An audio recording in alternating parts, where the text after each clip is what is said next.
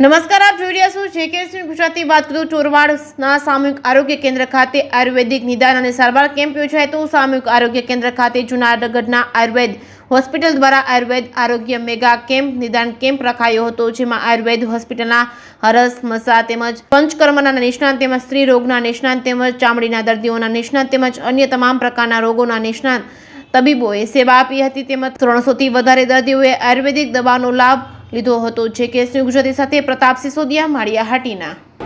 आज तारीख 4/5/2024 रोज मालियाहाटीना तालुकाना ચોરવાડ ગામે ગવર્મેન્ટ આયુર્વેદ કોલેજ જૂનાગઢના ડૉક્ટરો અહીંયા આવીને સારવાર જે અહીંયા દર્દીઓ છે એને સારવાર આપેલ છે અને આજુબાજુના ગામના અહીંયા દર્દીઓ બહોળી સંખ્યામાં આશરે 400 જેટલા દર્દીઓ અહીંયા લાભ લીધેલો છે.